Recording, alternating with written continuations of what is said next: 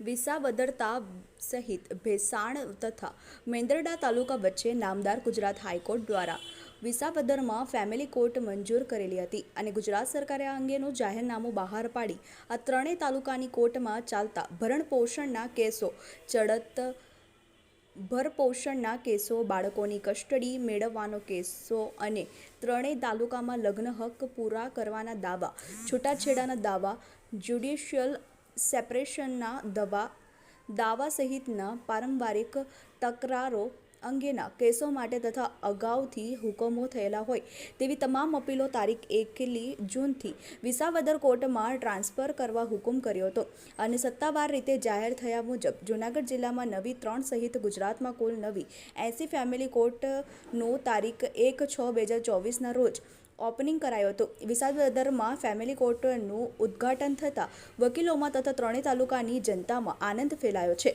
અને આ ઓપનિંગ સમયસર થાય તે માટે નામદાર ડિસ્ટ્રિક્ટ કોર્ટે જૂનાગઢના માર્ગદર્શન હેઠળ વિસાવદર કોર્ટના મુખ્ય ન્યાયાધીશ શ્રી S.S. ત્રિવેદી સાહેબ તથા કોર્ટના સ્ટાફ દ્વારા સતત અને ઝડપી કામગીરી કરી માત્ર 3 દિવસ જેટલા સમયમાં કોર્ટ રોપ, સ્ટાફ રોપ સહિતની જનતા અને વકીલશ્રીઓ માટેની કાયમી સુવિધાઓ ઊભી કરવામાં આવી છે.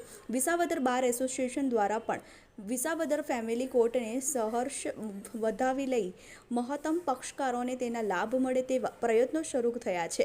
આજના દિવસે વિસાવદર વકીલ મંડળના પ્રમુખ સહિત તમામ સિનિયર જુનિયર ધારાશાસ્ત્રીઓએ ઉદ્ઘાટનના કાર્યક્રમમાં મોટી સંખ્યામાં ઉત્સાહભેર હાજરી આપી હતી અને નામ chief justice of the Gujarat સાહેબના વર્ચ્યુઅલ ઉદ્બોધન બાદ દીપ પ્રાગટ્ય કરી અને મહાત્મા ગાંધીને સૂત્ર અર્પણ કરી ફેમિલી કોર્ટને ખુલ્લી મૂકવામાં આવી હતી.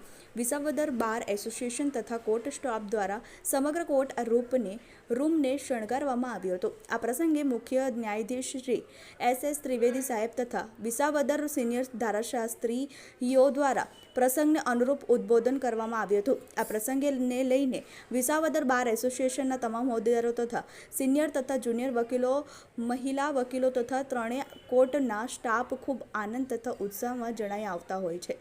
Gopal Bhesaniya, TV 18 news, Bhesan.